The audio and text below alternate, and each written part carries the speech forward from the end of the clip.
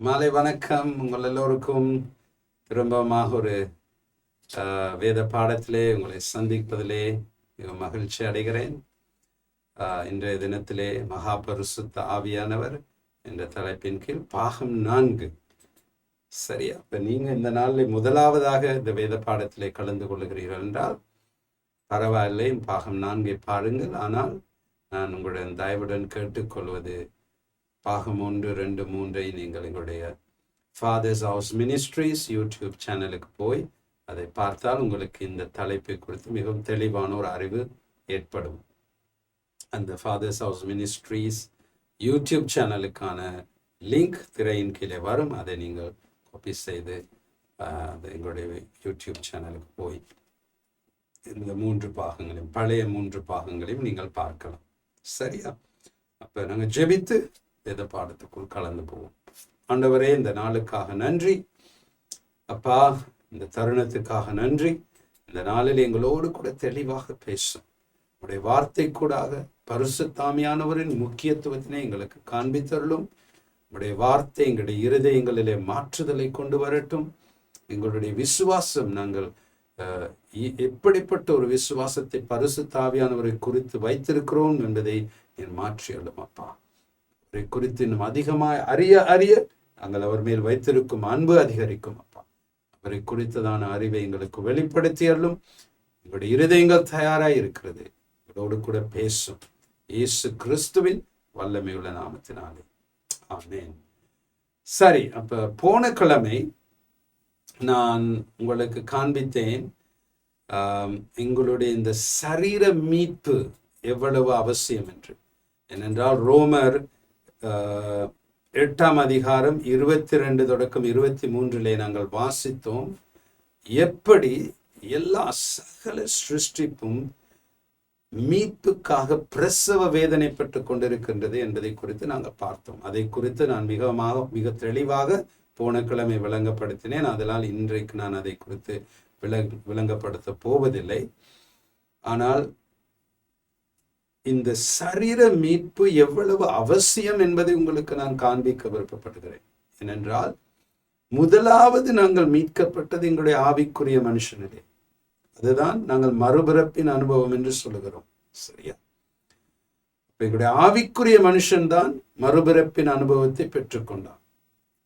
ஆனால் எங்களுடைய ஆத்துமாவும் சரீரமும் இன்றும் மாறவில்லை. ஒவ்வொரு நாளும் எங்களுடைய ஆத்மாவை நாங்கள் புதுப்பிக்க வேண்டும் தேவனுடைய வசனத்தின் அடிப்படையில். அதே போல் எங்களுடைய சரீரம் இன்னும் அழிவுள்ள சரீரம் தான் இருக்கின்றது. அதனால் தான் நோய் வருகின்றது. நாங்கள் சரீரத்தை மரித்து போகிறோம். அப்ப இந்த சரீரம் ஒரு நாள் மீட்கப்பட வேண்டும். அதை தான் பவுல் 1 கொரிந்தியர் 15:49 தொடக்கம் 55 வரை விளக்குகின்றார். அதையும் நாங்கள் போன கிழமை பார்த்தோம். சரியா? அப்ப நீங்க யோசிக்கலாம், பாஸ்டர் நீங்க பரிசுத்த ஆவியானவரை குறித்து தானே கற்றுக் கொடுக்குறீங்க, ஏன் சரீர மீட்பை பற்றி பேசுறீங்கன்னா அதுக்கு மிகவும் நெருக்கமான ஒரு தொடர்பு உண்டு. பரிசுத்த ஆவியானவருக்கும் எங்களுடைய சரீர மீட்புக்கும் மிகவும் நெருங்கிய ஒரு தொடர்பு உண்டு. அதை தான் நான் காண்பிக்க ஆசைப்படுகிறேன். இப்ப எங்களுடைய ஆவிக்குரிய மனுஷன் மீட்படையாவிட்டால், மறுபிறப்பின் அனுபவத்தை பெற்றுக்கொள்ளாவிட்டால் எங்களுடைய சரீர மீட்பு நடைபெறாது. ஏனென்றால் இயேசு சபையை எடுத்துக்கொள்வதற்கு நடுவானத்துக்கு வரப்போகின்றார். வெகு சீக்கிரத்திலே அந்த சம்பவம் நடைபெறும். இன்றைக்கண்டு நாங்கள் நாளை குறிக்க முடியாது, யாராலும் நாள் குறிக்க முடியாது. ஆனால் கட்டாயமாக அந்த சம்பவம் நடக்க இருக்கின்றது. இனி சபைக்கு நடக்க போகும் அடுத்த சம்பவம் எடுத்துக்கொள்ளப்படுதல் தான். அதை குறித்து தெளிவாக ஒரு வேத பாடத்தை நான் கற்றுக் கொடுத்தேன். அதுவும் எங்களுடைய யூடியூப் சேனலில் இருக்கின்றது. நீங்கள் போய் அதை பார்க்கலாம். அப்ப இயேசு நடுவானத்துக்கு வரும்போது எங்களுடைய இந்த அழிவுள்ள சரீரம் அழியாமையின் சரீரமாய் மாற வேண்டும். இந்த மாம்சமும் இரத்தமும் ஆகிய சரீரம் மகிமையின் சரீரமாய் மாற வேண்டும். அப்பொழுதுதான் நாங்கள் எடுத்துக்கொள்ளப்படுவோம். ஆதலால் தான் யோவான் 3ஆம் அதிகாரத்திலே 5ஆம் வசனத்திலே இயேசு நிக்கதேமு என்கிற ஒரு மனுஷனை பார்த்து சொல்லுகிறார். யார் இந்த நிக்கதேமு? அவன் யூதருடைய ஆலயத்திலே, சினகோகிலே டோராவை கற்றுக் கொடுக்கின்ற ஒரு வேத ஆசாரியன், அவன் ஒரு பரிசேயன். ஆனால் இயேசு அவனை பார்த்து சொல்லுகிறார், நிக்கதேமு, நீ ஆவியினாலும் ஜலத்தினாலும் பிறவாவிட்டால் தேவனுடைய ராஜ்யத்துக்குள் பிரவேசிக்க மாட்டாய். அப்ப முதலாவது எங்களுடைய ஆவியிலே நாங்கள் பிறப்பது என்றால் என்ன? அதுதான் மறுபிறப்பின் அனுபவம். அது நடைபெறாவிட்டால் எங்களுடைய சரீர மீட்பு நடைபெறாது. சரியா? அதை நான் விளங்கப்படுத்துறேன். இப்ப என்றைக்கு நீங்கள் மறுபிறப்பின் அனுபவத்தை பெற்றுக் கொள்கிறீர்கள்? இயேசுவை கர்த்தர் என்றும் இரட்சகர் என்றும் அங்கீகரித்து, அவருடைய சிலுவை மரணத்தையும் அவருடைய மரணத்திலிருந்து உயிர்த்தெழுதலையும் பரமேறுதலையும் விசுவாசித்து, அவரை உங்களுடைய சரீரத்துக்குள் வரவழைக்கும் போது அன்றைய தினத்தில் தான் உங்களுடைய ஆவிக்குரிய மனுஷன் மறுபிறப்படைகிறான். சரியா? அப்பொழுதுதான் நீங்கள் ஆவியினாலும் திரும்ப நீங்கள் ஞானஸ்நானம் எடுக்கும் போது ஜலத்தினாலும் பிறவிக்கிறீர்கள். அதைதான் இயேசு நிக்கதேமுக்கு விளங்கப்படுத்துகிறார். அப்போ ஒரு மனுஷன் ஆவியினாலும் ஜலத்தினாலும் பிறப்பது என்றால் இப்போ உங்களுக்கு தெளிவாக இருக்கின்றது. அப்பொழுது நீங்கள் இயேசுவே இருதயத்துக்குள்ளாக வாரும் என்று நீங்கள் அழைக்கும் போது உங்களுடைய சரீரத்துக்குள் வருவது யார்? பரிசுத்த ஆவியானவர். அப்ப அந்த பரிசுத்த ஆவியானவர் உங்களுக்குள்ளாக இருந்து இயேசு என்றைக்கு சபையை எடுத்துக்கொள்ள வருகின்றாரோ அன்றைக்கு உங்களுடைய இந்த மாம்சமான இரத்தமுமான சரீரத்தை மகிமையின் சரீரமாய் பரிசுத்த ஆவியானவர் தான் மாற்றுவார். அப்ப பரிசுத்த ஆவியானவர் உங்களுக்குள்ளாக இராவிட்டால் உங்களுடைய சரீரம் மகிமையின் சரீரமாய் மாறாது, மாம்சமான சரீரமாய் தான் இருக்கும். அப்ப மாம்சமாம் இரத்தமும் தேவனுடைய ராஜ்யத்துக்குள் பிரவேசிக்க முடியாது. அப்ப பரிசுத்த ஆவியானவர் எவ்வளவு முக்கியம் என்பது உங்களுக்கு விளங்கும் என்று விசுவாசிக்கிறேன். அங்க 1 கொரிந்தியர் 15:49 தொடக்கம் 55 வரை வாசிப்போம். ஏனென்றால் அதிலே தான் இதை குறித்து பவுல் கொரிந்தியருக்கு எழுதுகின்றார். சரியா? 49வது வசனம் சொல்லுகின்றது, மேலும் மண்ணானவனுடைய சாயலை நாம் அணிந்திருக்கிறது போல, அதுதான் ஆதாமனுடைய சாயல். ஆதாம் எங்கிருந்து வந்தான்? அவனுடைய சரீரம் மண்ணிலிருந்து தான் வந்தது. அவனுடைய ஆத்மாவும் ஆவியும் பரலோகத்திலிருந்து வந்தது. அவனுடைய சரீரம் மண்ணிலிருந்து வந்தது. அப்ப ஆதாமிலிருந்து தான் மனுஷ ஜாதியே உருவானது. அப்ப அதனால் தான் பவுல் எழுதுகிறார், மண்ணானவருடைய சாயலை அணிந்திருக்கிறது போல வானவருடைய சாயலையும் அணிந்து கொள்ளுவோம். வானவருடைய சாயல்னா யாரு? இயேசு கிறிஸ்துவின் சாயல், இயேசு கிறிஸ்துவுக்கு இருக்கின்ற சரீரம். இயேசு மரணத்திலிருந்து உயிர்த்தெழுந்தவுடன் எப்படிப்பட்ட சரீரம் அவருக்கு இருந்தது? மகிமையின் சரீரம். அந்த மகிமையின் சரீரத்துக்கூடாக தான் அவர் செவுத்துக்கூடாமல் வரக்கூடியதா இருந்தது. கதவை திறக்காமே செவுத்துக்கூடா வந்துட்டார். அந்த மாதிரி மகிமையின் சரீரத்துக்கூட அவர் சாப்பிடலாம், அவரை தொடலாம். அதனால் தான் தோமாவை பார்த்து சொன்னார், என் கை விரலிலும் என் விழாவிலும் உன்னுடைய விரலை போட்டு பார். அப்ப அந்த சரீரத்தை தொடலாம், அவர் சாப்பிடலாம். ஆனால் அது ஒரு மகிமையின் சரீரம். இங்க இருக்கும்போது திடீர்னு இன்னொரு இடத்துக்கு போயிடலாம், செவுத்துக்கூடா போகலாம். அப்ப அந்த மகிமையின் சரீரத்தை யார் இயேசுவுக்கு கொடுத்தது? வேதம் தெளிவாக சொல்லுகின்றது, இயேசுவை மரணத்திலிருந்து உயிரோடு எழுப்பினது யார்? பரிசுத்த ஆவியானவர். வேதம் அதை தெளிவாக சொல்லுகின்றது. அப்ப அப்படிப்பட்ட சரீரம் தான் இயேசுவுக்கு உயிர்த்தெழுதலின் பின்பதாக கொடுக்கப்பட்டது. அதே போலதான் அப்படிப்பட்ட சரீரத்தின் சாயலை நாங்கள் அணிந்து கொள்ளுவோம் என்று பவுல் சொல்லுகின்றார். சரியா?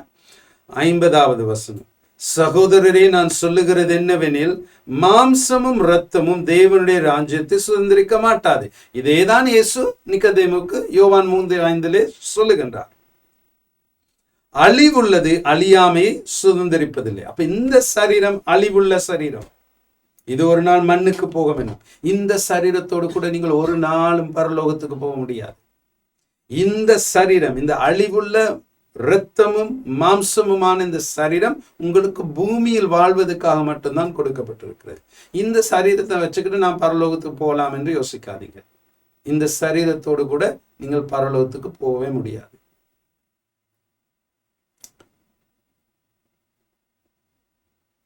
விளங்குது என்று நான் விசுவாசிக்கிறேன். 51. இதோ ஒரு இரகசியத்தை உங்களுக்கு அறிவிக்கிறேன், நாம் எல்லோரும் நித்திரை அடைவதில்லை, ஆகிலும் கடைசி எக்காலம் தொனிக்கும் போது ஒரு நிமிஷத்திலே, ஒரு இமைப்பொழுதிலே நாம் எல்லோரும் மறுரூபமாக்கப்படுவோம்.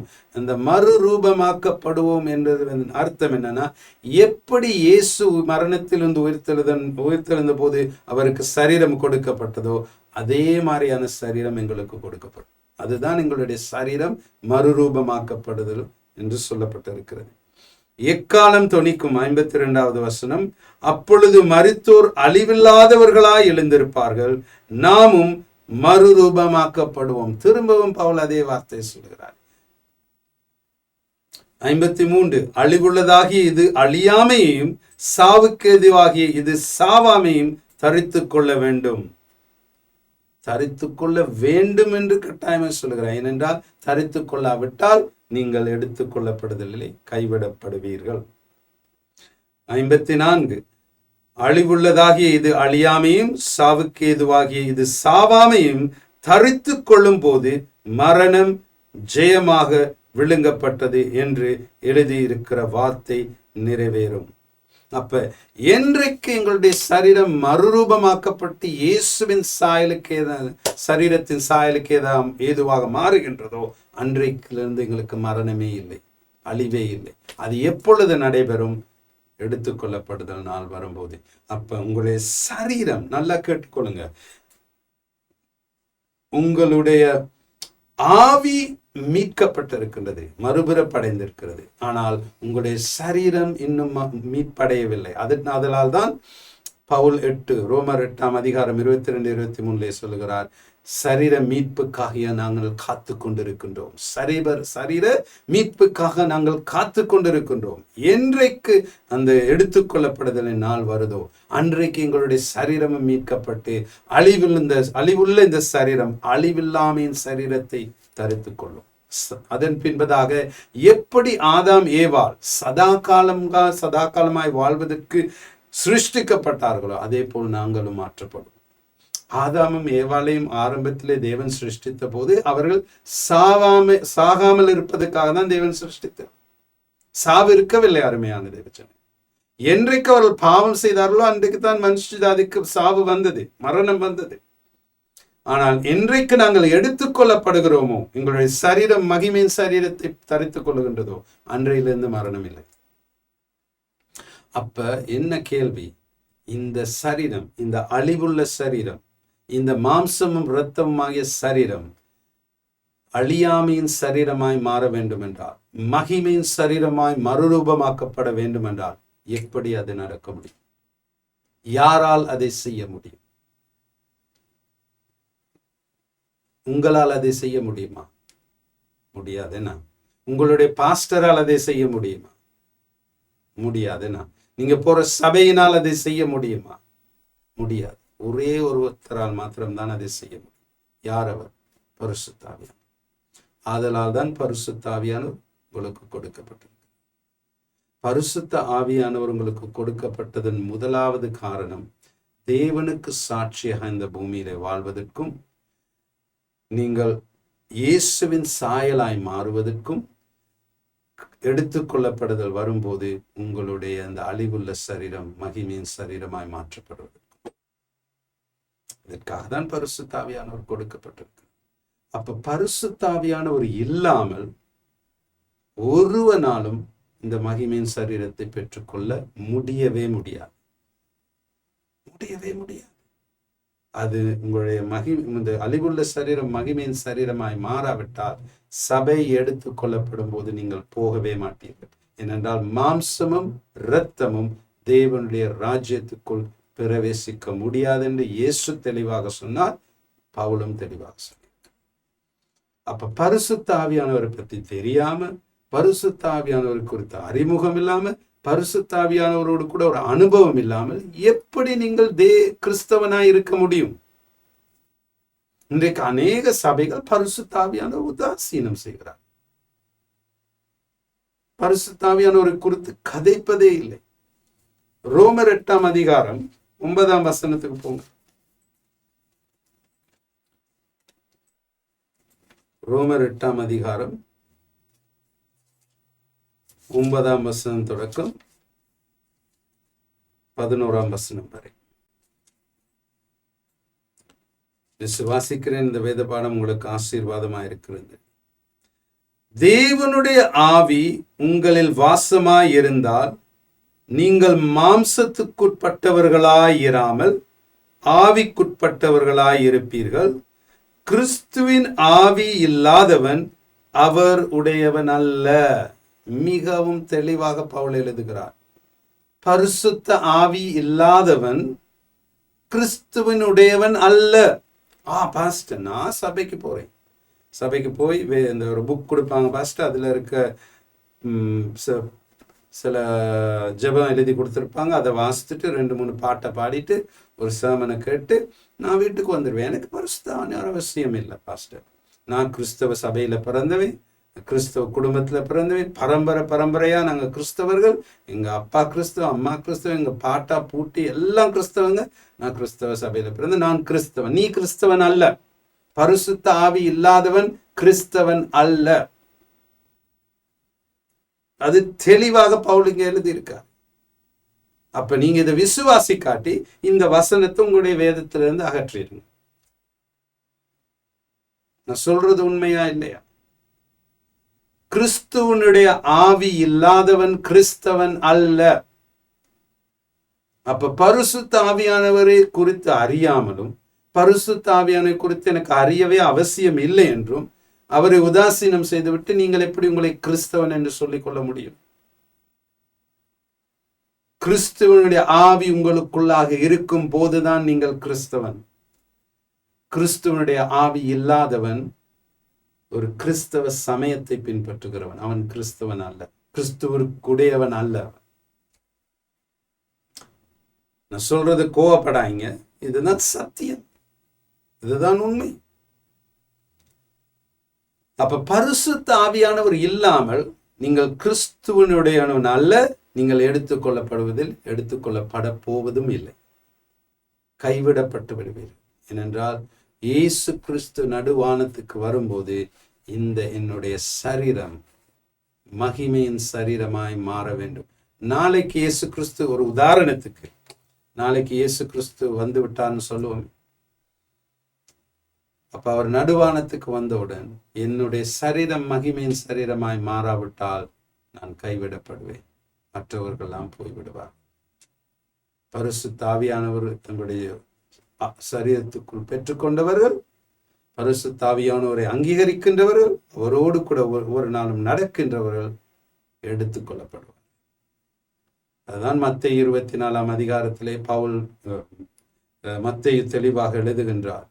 இயேசு சொல்லுகின்றார், 2 பேர் வயலிலே வேலை செய்து கொண்டிருப்பார்கள், ஒருவன் எடுத்துக்கொள்ளப்படுவான், ஒருவன் கைவிடப்படுவான். 2 ஸ்திரிகள் இயந்திரத்திலே அரைத்துக் கொண்டிருப்பார்கள், ஒருத்தி எடுத்துக்கொள்ளப்படுவாள், ஒருத்தி கைவிடப்படுவாள். யார் எடுத்துக்கொள்ளப்படுகிறவர்? பரிசுத்த ஆவியானவரை உடையவர்கள், பரிசுத்த ஆவியானவரோடு கூட நடக்கின்றவர்கள், பரிசுத்த ஆவியானவரோடு கூட நெருங்கிய தொடர்பு வைத்திருக்கின்றனர்.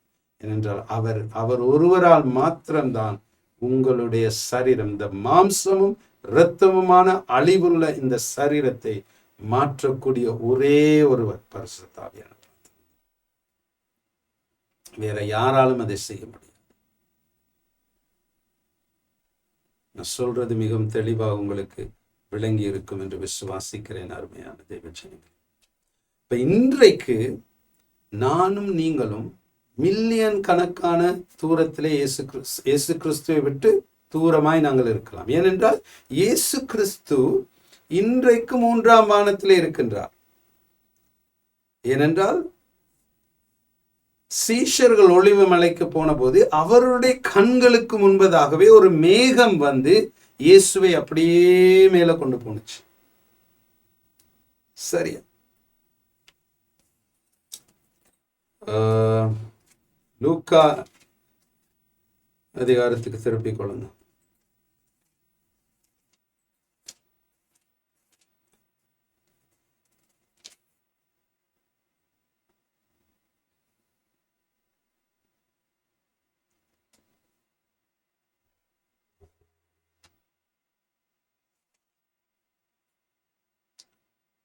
உம்,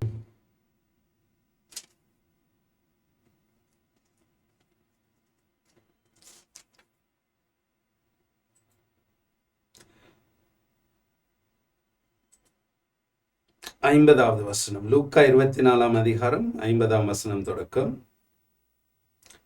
லூக்கா 24ஆம் அதிகாரம் 50ஆம் வசனம் தொடக்கம்.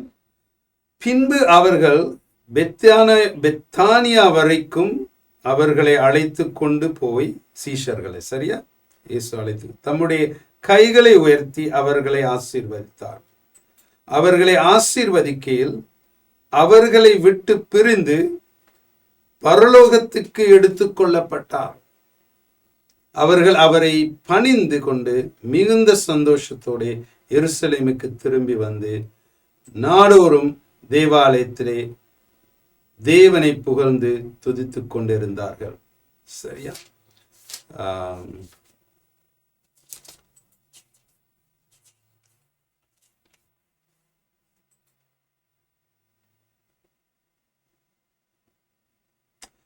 அப்போஸ்தலர் நடவடிக்கைகள் 1ஆம் அதிகாரத்துக்கு திருப்பிக் கொள்ளுங்க. 9வது வசனம் தொடக்கம். சரியா? அப்போஸ்தலர் நடவடிக்கைகள் 1ஆம் அதிகாரம் 9ஆம் வசனம் தொடக்கம். இவைகளை அவர் சொன்ன பின்பு அவர்கள் பார்த்து கொண்டிருக்கையில் உயர எடுத்துக் கொள்ளப்பட்டார். உயர எடுத்துக் கொள்ளப்பட்டார். அவர்கள் கண்களுக்கு மறைவாக ஒரு மேகம் அவரை எடுத்துக்கொண்டது. அவர் போகிற போது அவர்கள் வானத்தை அண்ணாந்து பார்த்து கொண்டிருக்கையில் இதோ வெண்மையான வஸ்திரம் தரித்தவர்கள் 2 பேர் அவர்களுக்கு அருகே நின்று, கலிலேயராகிய மனுஷரே, நீங்கள் ஏன் வானத்தை அண்ணாந்து பார்த்து நிற்கிறீர்கள்? உங்களிடத்தில் நின்று வானத்துக்கு எடுத்துக் கொள்ளப்பட்ட இந்த இயேசுவானவர் எப்படி உங்கள் கண்களுக்கு முன்பாக வானத்துக்கு எழுந்தருளி போனாரோ அப்படியே மறுபடியும் வருவார் என்றார்கள். அப்ப இயேசு எங்க மேல போனதை சீஷர்கள் தங்களுடைய கண்களினால கண்டார். அப்ப தேவனுடைய சிங்காசனம் எங்க இருக்கு? மேல. எப்படிப்பட்ட சரீரத்தோடு கூட இயேசு மேல போனார்? மகிமையின் சரீரத்தோடு கூட. தோமாவை தொட்டு பாருனாரு, சாப்பிட்டாரு, சீஷர்களை கண்டாரு. 40 நாட்கள் பூமியில இருந்தார். அவர் மரணத்திலிருந்து உயிர்த்தெழுந்தன் பின்பதார் அந்த மகிமையின் சரீரத்தோடு கூட மேல போறாரு. எங்க இப்ப இயேசு இருக்காரு? அந்த மகிமையின் சரீரத்தோடு கூட மூணாம் வானத்திலே இருக்கின்றார், பரலோகத்திலே, தேவனுடைய சிங்காசனத்திலே. அங்கதான் நாங்களும் போகிறோம். ஒரு கனவு கதையாக உங்களுக்கு தோன்றலாம், ஆனா இதுதான் நிஜம். அருமையான தேவச்சனம், நம்ப முடியாமல் இருக்கலாம், ஆனால் இதுதான் நிஜம், இதுதான் சத்தியம். அப்ப இயேசு எப்படி பரலோகத்துக்கு எடுத்துக் கொள்ளப்பட்டாரோ அதே போல நாங்களும் எடுத்துக்கொள்ளப்படுதலின் நாள்களில் அவர் வரும்போது நடுவானத்துக்கு மேலே எடுத்துக் கொள்ளப்படும். அப்ப இன்றைக்கு இயேசு எத்தனையோ லட்சக்கணக்கான மில்லியன் கணக்கான மைல்களுக்கு அப்பால் இருக்கின்றார் பரலோகத்திலே. சரியா? ஆனால் அதே இயேசு இன்றைக்கு என்னோடு கூட மிகவும் நெருக்கமாக இருக்கின்றார். மைல் கணக்கு, லட்சக்கணக்கான, மில்லியன் கணக்கான தூரத்தில் இருக்கும் அதே இயேசு இன்றைக்கு என்னுடைய வாழ்க்கையிலே நிஜமாய் மிகவும் அருகிலே இருக்கின்றார். எப்படி அது ஆகும்? பரிசுத்த ஆவியானவரின் பிரசன்னத்துக்குள்ள. அன்றைக்கு சீஷர்கள் எப்படி இயேசுவை அனுபவித்தார்களோ, முகமுகமாய் அனுபவித்தார்களோ, அவருடைய பிரசன்னத்தை உணர்ந்தார்களோ, அதை இன்றைக்கும் எங்களால் உணர முடியும் பரிசுத்த ஆவியானவர் கூட. சரி, அப்ப பரிசுத்த ஆவியானவர் தான் இயேசுவின் பிரசன்னம். அவர் கிறிஸ்துவனுடைய ஆவியானவர். இயேசு மில்லியன் கணக்கு தூரத்திலே பரலோகத்தில் இருந்தாலும் இன்றைக்கு அவரை நீங்கள் உணர முடியும், அனுபவிக்க முடியும் பரிசுத்த ஆவியானவர் கூட. எவ்வளவு பெரிதான ஒரு ஆசீர்வாதம் அருமையான தேவச்சனங்களே. இப்படிப்பட்ட பரிசுத்த ஆவியானவரை நாங்கள் ஒரு நாளும் புறக்கணிக்க கூடாது.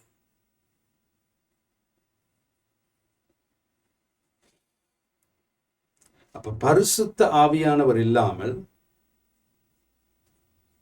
அவர் இல்லாமல் இயேசு நமக்கு இவ்வளவு உண்மையாக மாற முடியாது. அருமையான தேவஜனங்களே, பரிசுத்த ஆவியானவர் இல்லாமல். அப்ப உங்கள் வாழ்க்கையிலே நீங்கள் செய்யக்கூடிய ஒரு மிகவும் மோசமான ஒரு விஷயம் என்னவென்றால் அவரை புறக்கணிப்பதுதான். பரிசுத்த ஆவியானவர், அவரை புறக்கணிப்பதுதான் மிகவும் நீங்கள் செய்யக்கூடிய ஒரு மிகவும் மோசமான ஒரு காரியம். எபேசியர் 4:30 திருப்பிக் கொள்ளுங்க. எபேசியர் 4:30. விசுவாசிக்கிறேன் இந்த வேத பாடம் உங்களுக்கு ஆசீர்வாதமாய் ஒரு வெளிப்பாடமாய் இருக்கும் என்று. அன்றியும் நீங்கள் மீட்கப்படும் நாளுக்கென்று, மீட்கப்படும் நாளுக்கு யாருக்கு எழுதுறாரு? சபைக்கு எழுதுறாரு. பவுல் எபேசியர் சபைக்கு எழுதுறாரு. எபேசியர் சபையில யாரு? எல்லாம் ரட்சிக்கப்பட்டவங்க தான். அப்ப ரட்சிக்கப்பட்டவர்களுக்கு அவர் எழுதுறாரு என்ன? நீங்கள் மீட்கப்படும் நாளுக்கென்று. அந்த நாள் என்ன? எடுத்துக்கொள்ளப்படுதலின் நாள், சரீரம் மீட்கப்படும் நாள். நீங்கள் மீட்கப்படும் நாளுக்கென்று முத்திரையாக பெற்ற தேவனுடைய பரிசுத்த ஆவியை துக்கப்படுத்தாதிருங்கள். அப்ப மீட்கப்படுவதற்காக நீங்க யாரினால முத்திரை போடப்பட்டிருக்கிறீங்க? நீங்க மீட்கப்பட வேண்டும் என்றால் யாரினால் முத்திரைப்பட போட வேண்டும்? பரிசுத்த ஆவியானவரினால் தான் நீங்கள் முத்திரையிடப்பட வேண்டும், மீட்கப்பட வேண்டும் நாளுக்காக. அந்த பரிசுத்த ஆவியானவர் உங்களுடைய வாழ்க்கையில் இல்லை என்றால் அந்த முத்திரை இல்லை. இப்ப பரிசுத்த ஆவியானவர் உங்களுக்குள்ளாக வரும்போது நீங்கள் முத்திரையிடப்பட்டு பரலோகத்துக்கு சொந்தமானவர்கள் என்று பரலோகம் அங்கீகரிக்கும். இப்ப இன்றைக்கு ஃபாதர்ஸ் ஹவுஸ் மினிஸ்ட்ரி எடுத்துக்கொண்டு ஒரு ஃபாதர்ஸ் ஹவுஸ் மினிஸ்ட்ரிக்கு சொந்தமாக ஒரு நாற்காலியை வாங்கணும்னா அந்த நாற்காலியில் ஒரு ஸ்டிக்கரை ஒட்டுவோம். ஃபாதர்ஸ் ஹவுஸ் லோகோ இருக்கும், அதில் ஃபாதர்ஸ் ஹவுஸ் மினிஸ்ட்ரின்ற பெயர் இருக்கும், அதில் ஒரு நம்பர் ஒட்டி இருக்கும். அப்போ யாராவது அதை பார்க்கும்போது இந்த நாற்காலி ஃபாதர்ஸ் ஹவுஸ் மினிஸ்ட்ரிக்கு சொந்தமானது என்று அவர்களுக்கு தெரியும். அதே போல ஆவிக்குரிய உலகத்திலே ஜக்கியை பார்க்கும்போது, ஜக்கிக்குள்ளாக பரிசுத்தாவியானவர் இருக்கும்போது சாத்தானுக்கும் அசுத்தாவிகளுக்கும் தெரியும் ஜக்கி பரலோகத்துக்கு சொந்தமானவர், தேவனுக்கு சொந்தமானவர். ஏன்? பரிசுத்த ஆவியானவரின் முத்திரை அவரில் இருக்கிறது. அப்ப அந்த முத்திரையை தேவ தூதர்களும் பரலோகமும் பார்க்கும்போது மீட்கப்பட வேண்டிய நாளுக்காக ஜக்கி முத்திரை போடப்பட்டிருக்கிறார். எடுத்துக்கொள்ளப்படுதலின் நாளிலே இவர் எடுத்துக்கொள்ளப்பட வேண்டும். அப்ப பரிசுத்த ஆவியானவரினால் முத்திரையிடப்படாதவன் பரலோகத்துக்கு சொந்தமானவன் அல்ல.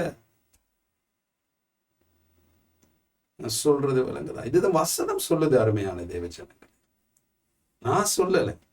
சரியா? திரும்ப வாசிப்போம். 4:30 எபேசியர். அன்றியும் நீங்கள் மீட்கப்படும் நாளுக்கென்று. இந்த வசனங்களை எல்லாம் வாசித்து தியானிங்க. நான் போய் சொல்றேனா இல்லையான்னு வாசித்து தியானிங்க. பரிசுத்த ஆவியானவர் உங்களுக்கு இன்னும் அதிகமாக இதை விரிவுபடுத்தி காண்பிப்பார். அன்றியும் நீங்கள் மீட்கப்படும் நாளுக்கென்று முத்திரையாக பெற்ற தேவனுடைய பரிசுத்த ஆவியை துக்கப்படுத்தாதிருங்கள். எப்படி நீங்க பரிசுத்த ஆவியானவரை துக்கப்படுத்தலாம்? ஒன்று, உங்களை அவரை உதாசீனம் செய்யும் போது. இன்னைக்கு நீங்க மிகவும் நேசிக்கின்ற ஒரு நபர், சரியா, நீங்க அதிகமாய் அன்பு வைத்திருக்கின்ற ஒரு நபர் உங்களை உதாசீனம் செய்யும் போது உங்களுக்கு எவ்வளவு துக்கமா இருக்கும். பெற்றோர்கள் சொல்லுங்க, உங்களுடைய பிள்ளைகள் உங்களை உதாசீனம் செய்யும் போது உங்களுக்கு எவ்வளவு துக்கமா இருக்கும். உங்களுக்கு ஒரு நெருங்கிய நண்பர் இருக்கும் போது அந்த நண்பர் உங்களை உதாசீனம் செய்யும் போது உங்களுக்கு எவ்வளவு துக்கமா இருக்கும். ஒரு காதல் உறவிலே இருக்கின்ற ஒரு ஆணும் பெண்ணும் உங்களுடைய காதலியோ காதலனோ உங்களை உதாசீனம் செய்யும் போது உங்களுக்கு எவ்வளவு துக்கமா இருக்கும். அதே போல பரிசுத்த ஆவியானவர் உங்களை அதிகமாக நேசிக்கின்றார், உங்கள் மேல் அளவில்லாத அன்பு வைத்திருக்கின்றார். ஆதலால் தான் அவர் பரலோகத்தை விட்டு இந்த பூமிக்கு வந்தார். அவர் வர வேண்டிய அவசியம் இல்லை. அருமையான தேவஜனங்களே, அவர் பரலோகத்துக்கு சொந்தமானவர். இயேசு பரலோகத்துக்கு போனதன் பின்பதாக உங்களோடு கூட அவருடைய பிரசன்னம் இருக்க வேண்டும் என்றுதான் பரிசுத்த ஆவியானவர் பூமிக்கு வந்தார். அவர் பரலோகத்துக்கு சொந்தமானவர். அவரை நாங்கள் உதாசீனம் செய்யும் போது அவருக்கு எவ்வளவு துக்கமாயிருக்கும். ஏனென்றால் இந்த பூமியிலே பரிசுத்த ஆவிக்கு சொந்தமான ஒரே கூட்டம் சபைதான்.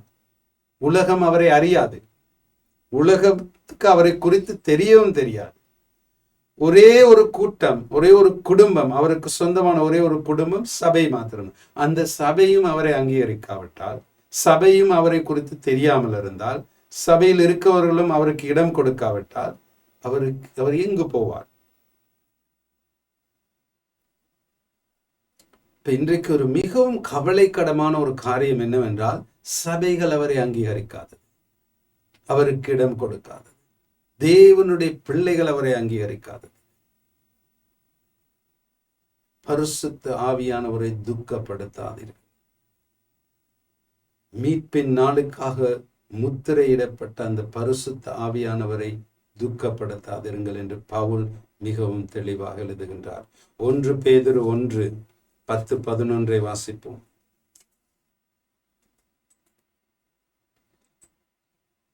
1 பேதுரு 1 10-11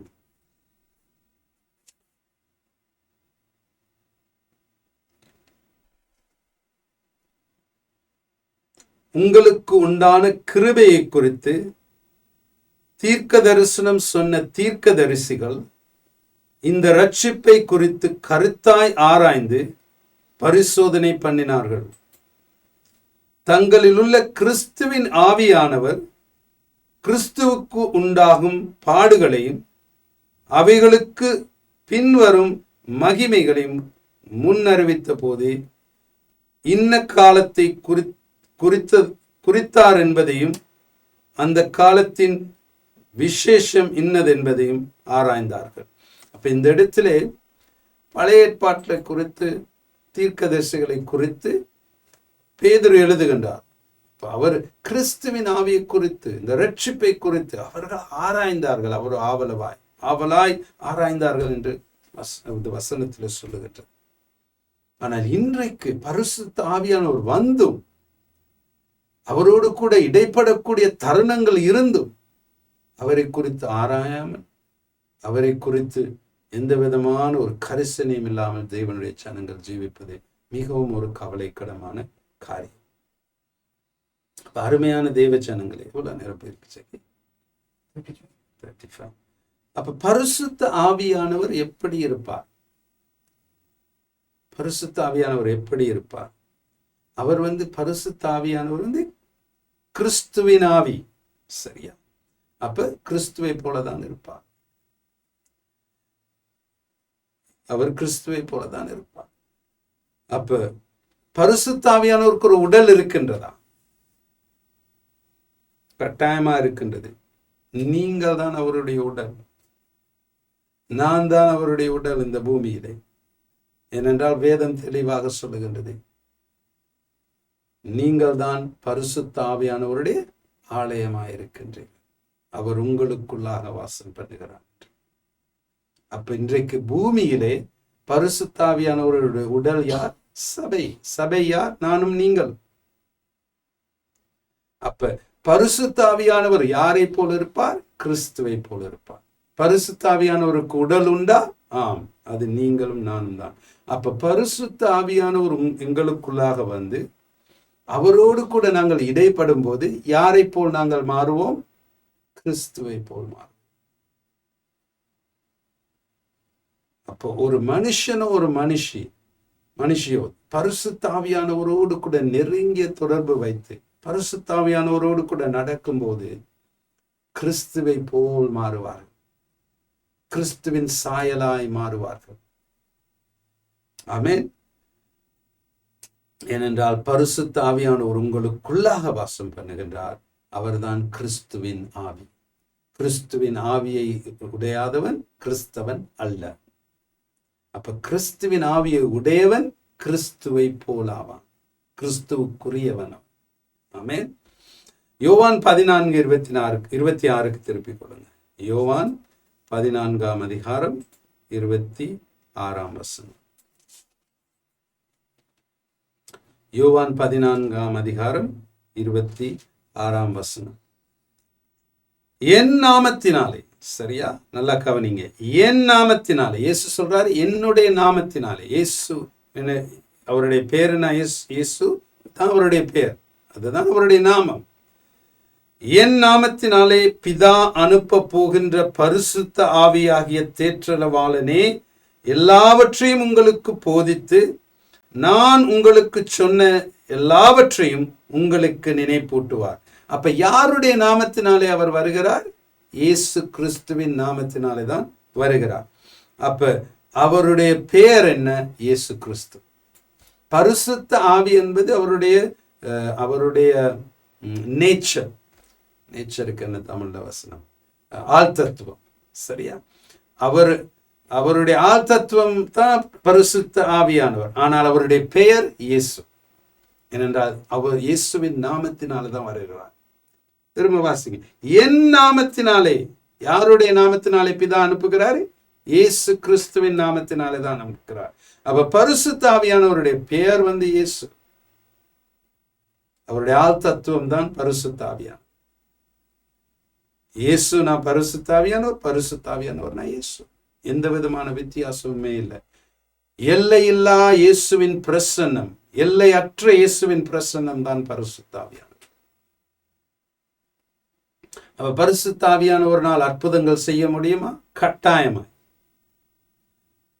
பரிசுத்த ஆவியானவரால் செய்ய முடியாதது ஒன்றுமே இல்லை. அருமையான தேவச்சனம், இந்த பூமியை சிருஷ்டித்ததும் அவருக்கூடாக தான். பிதாவானவரும் இயேசுவும் ஒன்றிணைந்து இந்த பூமியை சிருஷ்டித்ததும் பரிசுத்த ஆவியானவருக்கூடாக தான். ஏனென்றால் ஆதியிலே எல்லாம் இருளும் வெறுமையுமாய் இருந்தபோது வசனம் சொல்லுகின்றது, ஆதியாகமம் 1:2 பரிசுத்த ஆவியானவர் ஜலத்தின் மேல் அசைவாடி கொண்டிருந்தார். அப்ப தேவன் வானத்தையும் பூமியும் சிருஷ்டித்தார். தேவன் சிருஷ்டிக்கும் எல்லாவற்றையும் சம்பூர்ணமாய் தான் சிருஷ்டிப்பார். அப்ப முதலாம் வசனம், ஆதியாகமம் 1 2 இடையிலே ஏதோ ஒரு பெரிய காரியம் நடந்திருக்கின்றது. என்ன நடந்தது? சாத்தானின் வீழ்கை. சரியா? இப்ப தேவன் மிகவும் அழகாக சிருஷ்டித்தார், வானத்தையும் பூமியும் சிருஷ்டித்தார் என்று 1 வசனம் சொல்லுகின்றது. வானம் நல்லா தான் இருக்கு, பூமி மாத்திரம் அலங்கோலமும் வெறுமையும் இருளுமா இருக்குது. எப்படி பூமி அப்படி ஆனிச்சு? வானம் அப்படியே தானே இருக்கு. பூமிக்கு பிசாசானவன் தள்ளப்பட்டான். அதன் நிமித்தமாக அவன் ஒரு அழிவை கொண்டு வந்தான். அப்ப அந்த அழிவின் நிமித்தமாக பூமி ஜலத்தின் கீழாக இருந்தது. சரியா? அப்ப முதலாவது தேவன் சிருஷ்டித்த பூமி அழகாகத்தான் சிருஷ்டித்தார். ஆனால் அது அழிய காரணமாக இருந்தது பிசாசின் வீழ்கை. அதனால் தண்ணீர் நிரம்பி இருந்தது. அந்த தண்ணீர் மேல் பரிசுத்த ஆவியானவர் அசைவாடி கொண்டிருந்தார். இப்ப இருக்கின்ற பூமி தண்ணீரின் கீழிருந்து வந்த பூமி. வாஸ்து பாருங்க, ஆதியாகமம் 1 அப்ப நான் சொல்றது உங்களுக்கு தெளிவாக விளங்கும். அப்ப யார் பிதாவானவர்? இயேசுதான் வார்த்தை. இயேசுக்கூடாக தான் எல்லாவற்றையும் ஆண்டவர் சிருஷ்டித்தார் என்று யோவான் 1 யோவான் தெளிவாக எழுதுகின்றார். ஆனால் பிதாவானவர் பேச, வார்த்தையானவர் கிறிஸ்து. யார் சிருஷ்டித்தது? ஜலத்தின் மேல் அசைவாடி கொண்டிருந்த பரிசுத்த ஆவியானவர். மரியாளுடைய கற்பையிலே இயேசுவை சிருஷ்டித்தது யார்? பரிசுத்த ஆவியானவர். மரித்த இயேசுவின் சரீரத்தை உயிரோடு எழுப்பினது யார்? பரிசுத்த ஆவியானவர். பரிசுத்த ஆவியானவரால் அற்புதங்கள் செய்ய முடியும். இன்றைக்கும் செய்து கொண்டிருக்கின்றார்.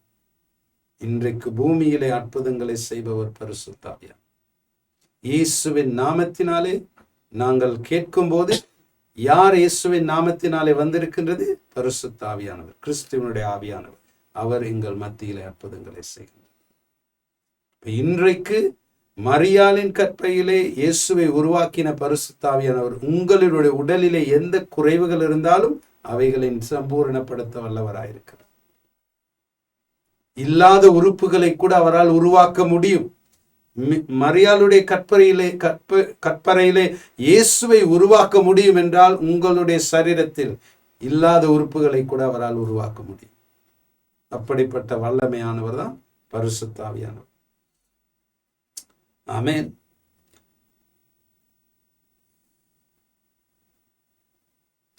அப்ப மறுபிறப்பின் அனுபவத்தை பரிசுத்த ஆவியானவர் கூட தான் பெற்றுக்கொண்டீர்கள். எடுத்துக்கொள்ளப்படுதலிலும் உங்களுடைய சரீரம் மகிமையின் சரீரமாய் மாறப்போவது பரிசுத்த ஆவியானவர் கூடாக தான். உங்களுடைய வாழ்க்கையில் அற்புதங்களும் அடையாளங்களும் அதிசயங்களையும் பரிசுத்த ஆவியானவரால் செய்ய முடியும். சரி, அப்போ உங்களுடைய தனிப்பட்ட வாழ்க்கையிலே வல்லமை வெளிப்படுவது பரிசுத்த ஆவியானவர் கூடாக. உங்களுடைய ஊழியத்திலே வல்லமை வெளிப்படுவது பரிசுத்த ஆவியானவர் கூடாக. உங்களுக்குள்ளாக இருக்கும் அந்த பரிபூரண ஜீவன் பரிசுத்த ஆவியானவர் கூடாக தான். எல்லாவற்றையும் பரிசுத்த ஆவியானவர் தான் இன்னைக்கு பூமியிலே செய்து வருகிறார். ஆதலால் அவரை உதாசீனம் செய்யாதீர்கள், அவரை துக்கப்படுத்தாதீர்கள். ஆமென். அப்ப முதன்மையாக பரிசுத்த ஆவி சபைக்கு கொடுக்கப்பட்டது அவருடைய வல்லமை பெற்றுக்கொண்டு அவர் கூடாக இயேசு கிறிஸ்துவுக்கு சாட்சியாக மாறுவது. ஆமென். அப்ப பரிசுத்த ஆவியானவர் ரொம்ப மிகவும் முக்கியம். அவரை உதாசீனம் செய்யக்கூடாது. எவ்வளவு நேரம் பேருக்கு 40. சரி, ஒரு வசனத்தை நாங்கள் வாசிப்போம், அதை விளங்கப்படுத்திட்டு இன்றைக்கு நான் முடிக்கிறேன். அடுத்த கிழமை தொடங்கலாம் திரும்பமாக. 2 கொரிந்தியர் 13-14 மிகவும் முக்கியமான ஒரு வசனம். 2 கொரிந்தியர் 13ஆம் அதிகாரம் 14ஆம் வசனம். 2 கொரிந்தியர் 13ஆம் அதிகாரம் 14ஆம் வசனம். இந்த வசனத்தை நாங்கள் வாசித்து விட்டு இன்றைய நாளில் இந்த வேத பாடத்தை முடிப்போம். அடுத்த கிழமை திரும்பமாக தொடங்குவோம். கர்த்தராகிய இயேசு கிறிஸ்துவனுடைய கிருபையும் தேவனுடைய அன்பும் பரிசுத்த ஆவியினுடைய ஐக்கியமும், அந்த ஐக்கியமும் என்கின்ற வார்த்தையை உங்களுடைய வேதத்திலே அடையாளம் பண்ணுங்க. சரியா? அப்ப இந்த வசனத்தை நாங்க எப்பொழுது கேட்போம்? ஒரு ஆராதனையை செய்து ஆராதனை முடிக்கும் போது போதகர் சொல்லுவாருன்னா, கர்த்தராகிய இயேசு கிறிஸ்துவனுடைய கிருபையும் தேவனுடைய அன்பும் பரிசுத்த ஆவியினுடைய ஐக்கியமும் உங்கள் அனைவரோடும் கூட இருப்பதாக, ஆமென்ட்டு வந்துடுவோம். அதுல உள்ள அர்த்தத்தை புரிஞ்சு கொள்ள மாட்டோம். சொல்றது விளங்குதான். பரிசுத்த ஆவியானவரை குறித்து பவுல் எழுதும் போது பரிசுத்த ஆவியானவருடைய அந்யோன்ய ஐக்கியம்ங்கிறத சொல்றாரு. அதை விட்டுருவோம், ஆமேன்ட்டு வந்துருவோம். ஆனா அதை செய்யறமா? பரிசுத்த ஆவியானவருடைய அந்யோன்ய ஐக்கியம் உங்களுக்கு இருக்கின்றதா? சில நேரம் அருமையான தேவ ஜனங்களே, இந்த கிறிஸ்தவ வாழ்க்கை நாங்க ஒரு சடங்காச்சாரம் மாதிரி மாறியது. அதனால தான் பவுல் அந்த ஒரு இடத்துல எழுந்துறாரு, உங்களுடைய சம்பிரதாயங்களும் கலாச்சாரங்களும் கர்த்தருடைய வார்த்தையை வல்லமை இல்லாமல் ஆக்கி போட்டது என்று. அப்ப பவுல் தெளிவாக சொல்றாரு, இயேசு கிறிஸ்துவினுடைய கிருபை உங்களுடைய வாழ்க்கையில் இருக்கட்டும், பிதாவுடைய அன்பு இருக்கட்டும், பரிசுத்த ஆவியானவருடைய அந்யோன்ய ஐக்கியம் உங்களோடு கூட இருக்கட்டும். ஏன் பரிசுத்த ஆவியானவருடைய அந்யோன்ய ஐக்கியம் உங்களோடு கூட இருக்கட்டும் என்று அவர் எழுதுகிறாருன்னா, பரிசுத்த ஆவியானவர் உங்களோடு கூட இருக்கின்றார். பிதாவும் குமாரனும் பரலோகத்துல இருக்கிறாங்க, பரிசுத்த ஆவியானவர் உங்களோடு கூட இருக்கிறார். அதனாலதான் பவுல் எழுதுறாரு, அவருடைய அந்யோன்ய ஐக்கியம் உங்களோடு கூட இருப்பதாக. அப்ப அந்த இடத்துல புதிய ஏற்பாட்டு மூல பாஷை கிரேக்க பாஷையில தான் எழுதப்பட்டது. சரியா? அப்ப கிரேக்க பாஷையில எழுதும் போது அந்யோன்ய ஐக்கியம் என்கிற அந்த வார்த்தைக்கு பவுல் உபயோகிக்கின்ற கிரேக்க வார்த்தை கோய்னோனியா, KOINONIA, கோய்னோனியா. அந்த வார்த்தையை தான் உபயோகிக்கிறார். அப்ப அந்த வார்த்தைக்கு அநேக விரிவுரைகள் இருக்கின்றது. அதுல மிகவும் முக்கியமான ஒரு விரிவுரை என்னன்னா, ஒரு கணவன் மனைவிக்கு இடையிலே பாலியல் தொடர்பு ஏற்படும் பொழுது எப்படி ஒரு அந்யோன்ய ஐக்கியம் ஏற்படுகின்றதோ அதற்கு சமானமாக தான் நம்முடைய பரிசுத்த ஆவியானவரோடு கூட இருக்கும் ஐக்கியம் இருக்க வேண்டும் என்பதை அந்த வார்த்தை விளங்கப்படுத்துகின்றது. அப்போ இன்றைக்கு இருக்கும் எல்லா உறவுகளிலும் மிகவும் மேன்மையான, மிகவும் நெருக்கமான ஒரு உறவு என்னவென்றால், ஒரு கணவன் மனைவி சரீர ரீதியாக பாலியல் உறவில் ஏற்படும் போது ஏற்படுகின்ற ஒரு அந்த ஐக்கியம் தான் மிகவும் நெருக்கமான ஒரு ஐக்கியம். அப்படிப்பட்ட ஐக்கியத்துக்கு சம்பந்தமான வார்த்தையை தான் பவுல் இந்த இடத்திலே பரிசுத்த ஆவியானவரை குறித்து பேசும்போது உபயோகிக்கின்றார். அப்படிப்பட்ட ஐக்கியம்தான் உங்களுக்கும் எனக்கும் பரிசுத்த ஆவியானவரோடு கூட இருக்க வேண்டும். அந்யோன்ய ஐக்கியம். இப்ப இன்றைக்கு சபை எவ்வளவு தூரமா இருக்கின்றது பரிசுத்த ஆவியானவர் சொல்றது விளங்குதா? இன்னைக்கு எதுக்கு பரிசுத்த ஆவியானவர் சபைக்கு அவசியம் தெரியுமா? அவருடைய வல்லமை மாத்திரம்தான் அவசியம், அவருடைய பிரசன்னம் அவசியம். எனக்கு வல்லமையும் அற்புதங்களையும் வந்தா கண்டா போதும், ஆள் எனக்கு அவசியம் இல்லை. அப்படிப்பட்ட நிலைமையில தான் இன்னைக்கு சபை இருக்கின்றது. கர்த்தருடைய வல்லமை வெளிப்படணும் என்னுடைய வாழ்க்கை. அதிசயங்கள், அடையாளங்கள், அற்புதங்களை நான் காண வேண்டும். நான் இன்னைக்கு ஒரு ஊழியக்காரனா என்னுடைய ஊழியத்திலே வல்லமை வெளிப்பட வேண்டும். ஜனங்கள் அந்த வல்லமையை காண வேண்டும். வல்லமை தருகின்ற பரிசுத்த ஆவியானவர் அவசியம் இல்லை, ஆனா வல்லமை தான் அவசியம். அந்த நிலைமையில தான் இன்னைக்கு ஊழியக்காரர்களும் ஊழியக்காரிகளும் சபையும் இருக்கின்றது. அருமையான தேவ ஜனங்கள், இந்த இடத்துல நான் வேத பாடத்தை முடிக்கிறேன். அடுத்த கிழமை அங்கிருந்து இந்த இடத்துல இருந்து தொடங்குவோம். பரிசுத்த ஆவியானவரை குறித்த ஒரு வெளிப்பாடு, அவருடைய முக்கியத்துவம் எவ்வளவு அவசியம் என்பது உங்களுக்கு தெரிந்திருக்கும் என்று இப்பொழுது விசுவாசிக்கின்றேன். அவரை உதாசீனம் செய்யாதீங்க. ஆமென். நாங்கள் ஜெபிப்போம். அருமையான பரிசுத்த ஆவியானவரே, இந்த மாலை வேளையிலே நாங்கள் மனஸ்தாபப்பட்டு மனம் திரும்புகின்றோம். உம்மை உதாசீனம் செய்த நாட்கள் அதிகமப்பா, உம்மை உதாசீனம் செய்த நேரங்கள் அதிகமப்பா. உம்மை அங்கீகரிக்காமல் போன இந்த கிறிஸ்தவ ஜீவியத்துக்காக நான் மனஸ்தாபப்பட்டு மனம் திரும்புகின்றேன். என்னை மன்னியும். என்னோடு கூட இடைப்படுவதற்கு நீர் தயாராக இருக்கும் போதும் நான் தயாராக இருக்கவில்லை அப்பா. அநேக நேரங்களில் என்னோடு கூட நெருங்கி வரும்போது நான் தூரமாய் போனேன். என்னோடு கூட நீர் பேசும்போது உம்மை கணக்கெடுக்காமல் உதாசீனம் செய்தேன். என்னை மன்னியும். நீர் என்னோடு கூட இருப்பதை நான் உணர்ந்து கொண்டேன். உம்மோடு கூட இடைப்படுவதற்கு எனக்கு உதவி செய்யும், கற்றுத்தான். உம்மை நான் உதாசீனம் செய்ய மாட்டேன் பரிசுத்த ஆவியானவரே என்று நீங்க அவரிடத்துல சொல்லுங்க. இந்த நாளிலே ரட்சிக்கப்படாத யாராவது ஒரு கிறிஸ்தவர் இந்த வேத பாடத்தை கேட்டுக்கொண்டிருக்கிறீர்கள் என்றால் இந்த நாளிலே ரட்சிப்பை பெற்றுக்கொள்ளுங்க. முதலாவது எப்படி ரட்சிப்பை பெற்றுக்கொள்வது என்றால், மனஸ்தாபப்பட்டு உங்களுடைய பாவங்களுக்காக தேவனிடத்துல மன்னிப்பு கேளுங்க. ஆண்டவரே, நான் பாவி, நான் பாவம் செய்திருக்கிறேன், நான் மனஸ்தாபப்பட்டு மனம் திரும்புகிறேன், என் பாவங்களை எனக்கு மன்னியும் என்று சொல்லுங்க. அதன் பின்பதாக இயேசு கிறிஸ்து உங்களுடைய ஜீவத்துக்குள்ளாக வர சொல்லி அவருக்கு சொல்லுங்க. பொழுது பரிசுத்த ஆவியானவர் உங்களுக்குள்ளாக வருவார். அதுதான் ரட்சிப்பின் அனுபவம். அதன் பின்பதாக பரிசுத்த ஆவியானவர் கூட கதைக்க ஆரம்பிங்க, பேச ஆரம்பிங்க, தொடர்புக்குள்ள ஆரம்பிங்க. ரட்சிப்பு அவசியம். ரட்சிக்கப்படாதவர்கள் ரட்சிக்கப்படுவது மிகவும் அவசியம். மறுபிறப்பின் அனுபவத்தை பெற்றுக்கொள்வது அவசியம்.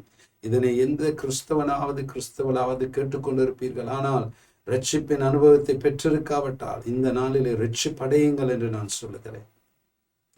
ஏனென்றால் உங்களுடைய ஆவிக்குரிய ஆத்ம மீட்பு முதலாவது அவசியம். அதன் பின்பதாக தான் சரீர மீட்பு நடைபெறும்.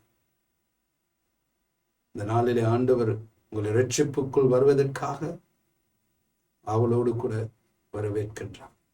உங்களுடைய இருதயங்களை அவருக்கு கொடுங்க. உடைய சரீரத்தை அவருக்கு அர்ப்பணியுங்கள். ரட்சிப்பு அடைந்தவர்கள் இந்த நாளிலே தீர்மானம் எடுங்கள். நான் பரிசுத்த ஆவியானவரோடு கூட இடைப்பட ஆரம்பிப்பேன், அவரோடு கூட பேச ஆரம்பிப்பேன், அவரை அங்கீகரிப்பேன், ஒவ்வொரு நாளும் அவரோடு கூட பேசுவேன், அவரை எடுக்கும் தீர்மானங்களிலே அவரோடு கூட நான் பேசி அவரிடத்தின் ஆலோசனை கேட்பேன், அவரை நான் அங்கீகரிப்பேன், எல்லா காரியங்களிலும் அவரை ஒரு பார்ட்னராக நான் ஏற்படுத்திக் கொள்வேன், எல்லா காரியங்களும் அவரோடு கூட சம்பாஷித்து அந்யோன்ய ஐக்கியத்தை ஏற்படுத்திக் கொள்வேன் என்று தீர்மானம் எடுங்க. உங்களுடைய வாழ்க்கையில் ஒரு பெரிதான ஒரு மாற்றுதல் ஏற்படும். பரிசுத்த ஆவியானவர் உங்களை வல்லமையினால் நிரப்புவார். அவருக்கு இயேசு கிறிஸ்துவுக்கு சாட்சியாக உங்களை மாற்றுவார். உங்களுடைய சரீரங்களை மீட்பின் நாளுக்காக தயார் பண்ணுவார். அவர் அவசியம் உங்களுடைய வாழ்க்கையில். அருமையான ஆவியானவரே, மற்றும் நேரம் உங்களோடு கூட நீர் பேசியதற்காக நன்றி.